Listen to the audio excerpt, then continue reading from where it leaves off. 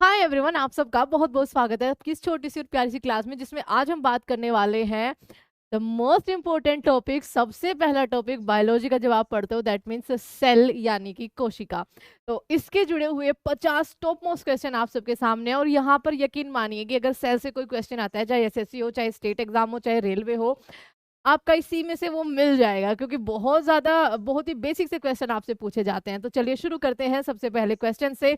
लेकिन आपका शुरू करने से पहले एक बार आप प्लीज इसको सब्सक्राइब कर देना चैनल को, और वीडियो को शेयर जरूर करना। Thank you so much everyone. चलिए शुरू करते हैं अपने पहले सवाल से। पहला सवाल आपके सामने है, सेल जो है ये नाम किस जीव वैज्ञानिक ने सर्वप्रथम दिया था? तो रॉबर्ट हुक आपका बहुत बेसिक सा सवाल है, सही जवाब हो जाएगा। कोशिका के बारे में इनमें से कौन सा कथन जो है वो सही नहीं है? कोशिका के आकार और आपाम विशिष्ट कार्य संबंधित होते हैं? नहीं। सारी जो देहोतके होती हैं, टिश्यूज होते हैं, उसमें एक ही प्रकार की कोशिकाएं विद्यमान होती है। ये बिल्कुल गलत स्टेटमेंट है, आपका डी ऑप्शन सही हो जाएगा। इनमें से सबसे छोटी कोशिका कौन सी होती है? तो माइकोप्लाज्मा। आपका यहाँ पर फेस मतलब फेस नहीं बचा, डायग्राम देख सकते हैं, सही जवाब हो जाएगा। जीव द्रव्य द्रव्य यानी कि प्रोटोप्लाज्म शब्द का प्रयोग सबसे पहले किसने किया था? तो आपका जो पुर्किंजे था उसने सबसे पहले इसका प्रयोग किया था। जीव शव्य जीवन का भौतिक आधार है, यह किसका एक कथन है? तो हेक्सले का ये एक कथन है। कोशिका का, और एक एक क्वेश्चन आपका आया हुआ है, ये चीज ध्यान रखना। कोशिका का जीवित अंश जीव द्रव्य कहलाता है, यह किससे बना होता है? तो बच्चा इसके अंदर होते हैं आपका cytoplasm, nucleoplasm and other organs यानी कि कोशिकांग। डी ऑप्शन आपका यहाँ पर सही जवाब हो जाएगा। कौन सी रचना जंतु कोशिका को वनस्पति कोशिका से आपका अलग करती है? तो ये क्या हो जाएगा आपका? Centriole, option number D. इनमें से कौन सा सबसे बड़ा कोशिकांग होता है? ये पादप कोशिकाओं की बात हो रही है, सबसे पहले आपको ये ध्यान रखना है। तो लवक यानी कि प्लास्टिड्स आपका यहाँ पर सही जवाब हो जाएगा। पादप कोशिकाओं का सबसे बाहरी आवरण क्या कहलाता है? तो बच्चा सेल वॉल, जो कि ह्यूमंस के अंदर प्रेजेंट नहीं होती। बी ऑप्शन सही जवाब हो जाएगा। कोशिका भित्ति सेल वॉल कहाँ होती है? आपका यहाँ पर सही जवाब क्या हो जाएगा? पारगम्य यानी कि प्रियम्बल। इनमें से निम्नलिखित पोषकों में से कौन सा एक पौधों की कोशिका भित्ति का एक संरचनात्मक घटक है? तो सही जवाब क्या हो जाएगा आपका? कैल्शियम हो जाएगा। इनमें से क्या कोशिकाओं को एक निश्चित आकार जो है वो प्रदान करता है? तो बच्चा सही जवाब आपका क्या हो जाएगा? झिल्ली यानी कि मेम्ब्रेन, ऑप्शन नंबर सी। कौन सा कोशिकांग केवल पादप कोशिकाओं में ही पाया जाता है? तो बच्चा ये सारे सेल वॉल, ठीक है, वैक्यूल्स और आपके प्लास्टिड केवल पादप कोशिकाओं में ही पाए जाते हैं। तो उपयुक्त सभी आपका सही जवाब होगा। माइटोकॉन्ड्रिया की खोज जो है किसके द्वारा आपकी की गई थी? तो ऑल्टमैन आपका यहाँ पर करेक्ट आंसर हो जाएगा। कोशिका का पावर हाउस किसे कहा जाता है? तो अगेन आपका माइटोकॉन्ड्रिया को ही कहा जाता है। मोस्ट इंपोर्टेंट, यदि माइटोकॉन्ड्रिया काम करना बंद कर दे तो कोशिका में कौन सा कार्य नहीं होगा? तो उसका ऑक्सीडेशन नहीं होगा, यानी कि आपका भोजन का ऑक्सीडेशन नहीं होगा। माइटोकॉन्ड्रिया का भीतरी वलन क्या कहलाता है? तो बच्चे इसको क्रिस्टी कहा जाता है, ऑप्शन नंबर ए सही जवाब हो जाएगा। माइटोकॉन्ड्रिया किस में अनुपस्थित होता है? तो बैक्टीरियाज में अनुपस्थित होता है। माइटोकॉन्ड्रिया के किस भाग में एटीपी संश्लेषणकारी रासायनिक अभिक्रियाएं आपकी होती है? तो जो आपका इनर मेम्ब्रेन होता है, यानी कि आंतरिक झिल्ली में। इनमें से किस कोशिका अंग में डीएनए होता है? तो माइटोकॉन्ड्रिया के अंदर आपका यहाँ पर बी ऑप्शन सही हो जाएगा। कोशिका में राइबोसोम्स, मोस्ट इंपोर्टेंट, राइबोसोम्स के अनुपस्थिति में कौन सा कार्य संपादित नहीं होता? तो जो प्रोटीन का संश्लेषण, प्रोटीन सिंथेसिस आपका नहीं हो पाएगा। कोशिका में प्रोटीन संश्लेषण आपका कहाँ पर होता है? तो एक उल्टा सवाल पूछ लिया, यानी कि राइबोसोम्स के अंदर होता है। कोशिका द्रव्य में, यानी कि आपका, ठीक है, कोशिका द्रव्य में उपस्थित महीन शासित झिल्लीदार और अनियमित नलिकाओं का घना जाल आपका क्या कहलाता है? एंडोप्लाज्मिक रेक्टियम कहलाता है, यानी कि जलिका कहलाता है। प्रोटीन निर्माण का सक्रिय स्थल आपका कौन सा है? अगेन एक रिपीटेड क्वेश्चन हो गया, राइबोसोम हो गया।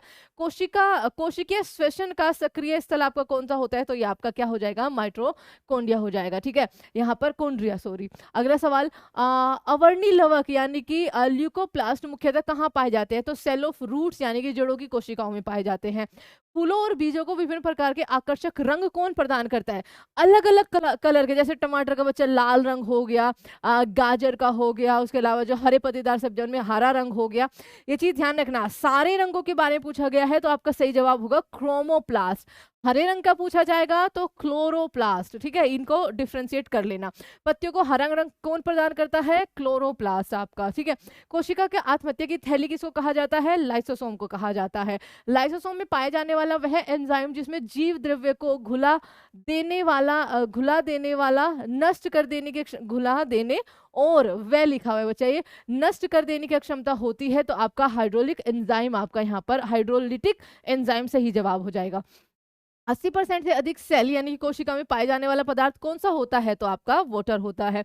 इनमें से कौन सा कोशिका अंग मुख्य रूप से पाचक एंजाइमों के संग्रहकार की तरह आपका कार्य करता है? Again lysosome. पाचक यानी कि खत्म करना, ठीक है, तो डी ऑप्शन आपका यहाँ पर सही जवाब।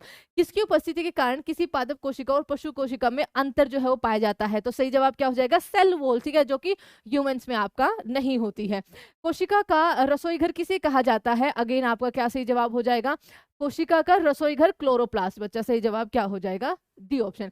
कौन सा अंगक प्राय जंतु कोशिका में उपस्थित नहीं होता है? तो आपका क्लोडिया या फिर लवक या फिर प्लास्टिड्स। लाइसोसोम्स कार्य क्या करते हैं? तो लाइसोसोम्स क्या कार्य करते हैं? अंतःकोशिकीय पाचन में इनका यूज होता है। आगे पीछे इसी की तरीके का क्वेश्चन आपने देखा था। डीएनए के द्विलिंग प्रारूप को पहली बार, ठीक है, किसने प्रस्तावित किया था? Who first propose the double helix pattern of DNA? तो वॉटसन और क्रिक के द्वारा ये किया गया था। न्यूक्लियस की खोज सर्वप्रथम किसके द्वारा आपकी करी गई थी? तो ब्राउन के द्वारा आपकी करी गई थी। कोशिका की क्रियात्मक गतिविधियां नियंत्रित करती है किस चीज को बच्चा? कोशिका केंद्रक को। तो यहाँ केंद्रक के द्वारा की जाती है यानी न्यूक्लियस के द्वारा। क्रोमोसोम शब्द किसने क्या किया था? प्रदान किया था? तो वोल्टेयर ने आपका किया था। Option number B correct answer हो जाएगा। अंत प्रद्रव्य जालक यानी कि ईआर की खोज, एंडोप्लाज्मिक रेक्टिकुलम की खोज किसके द्वारा आपकी की गई थी? तो सही जवाब आपका क्या हो जाएगा? पोर्टर हो जाएगा। नेक्स्ट, वास्तविक केंद्रक किसमें अनुपस्थित होता है? वास्तविक केंद्रक true nucleus is absent in बच्चा बैक्टीरियाज में। नेक्स्ट सवाल आपके सामने है, सबसे ज्यादा 2n में गुणसूत्र किस में पाए जाते हैं? तो एफियोग्लोसस जो होते हैं उनके अंदर पाए जाते हैं। अगला सवाल आपके लिए, न्यूक्लियस के बाहर डीएनए कहां पर आपको मिलेगा? तो ये आपको मिलेगा माइटोकॉन्ड्रिया में। सी ऑप्शन आपका सही जवाब हो जाएगा। इनमें से किस कोशिका अंगक से लाइसोसोम बनता है? गोल्जी को आपका सी ऑप्शन करेक्ट हो जाएगा। सॉरी, हाँ, इनमें से कौन सा वह कोशिका अंग है जो ठीक है, सॉरी, प्रोकैरियोटिक, ठीक है, प्रोकैरियोटिक कोशिकाओं में नहीं पाया जाता है? तो उनमें जो नहीं पाया जाता दैट इज माइटोकॉन्ड्रिया आपका। अगला सवाल यहाँ पर, कोशिकीय प्रक्रियाओं के लिए ऊर्जा मुद्रा इनमें से किसे कहते हैं? तो एटीपी आपका बी ऑप्शन सही हो जाएगा। इनमें से किसकी कोशिकाओं में कोशिका भित्ति नहीं होती? तो जो ह्यूमंस होते हैं उसमें नहीं होती।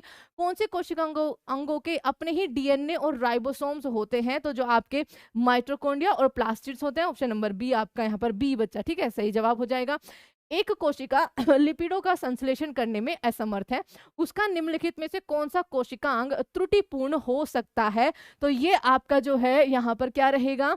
ये आपका होमवर्क क्वेश्चन रहेगा। बड़ा अच्छा सा सवाल है, तो ये आपको होमवर्क में देना दिया है। A cell is unable to synthesize lipid which of the following organ may be defective? कौन सा होगा बच्चा? स्मूथ एंडोप्लाज्मिक रेक्टिकुलम, जो अभी ऑप्शन पीछे आपने देखा था, गोल्जी बॉडी, लाइसोसोम्स, या फिर आपका माइटोकॉन्ड्रिया। बहुत इजी सा सवाल है, इसका जवाब आप कमेंट बॉक्स में जरूर देना कि क्या आपका सही जवाब होगा, क्योंकि आपका प्रीवियस ईयर का सवाल ये आपको पूछा है। तो चलिए, ये थे आपके सेल से जुड़े हुए कुछ बेहतरीन से क्वेश्चन। आशा है कि आपने सारे क्वेश्चंस का जवाब जो है वो सही दिया होगा। जो सही नहीं आता होगा उसको भी आपने करेक्ट करने की कोशिश की होगी। And thank you so much everyone. मिलेंगे किसी नेक्स्ट 10 मिनट शो में। आपके साइंस के 10 मिनट शो इसलिए ज़्यादा आ रहे हैं क्योंकि पहले हम साइंस के नहीं डाला करते थे। और आपका रेलवे की अगर बात करें तो मोस्ट इंपॉर्टेंट है आपके साइंस के क्वेश्चन, क्योंकि साइंस अच्छी खासी पूछी जाती है। और चिंता मत करिए, बाकी जीके का पार्ट भी आपके सामने जो है बहुत जल्द आने वाला है। Thank you so much everyone and please subscribe our channel.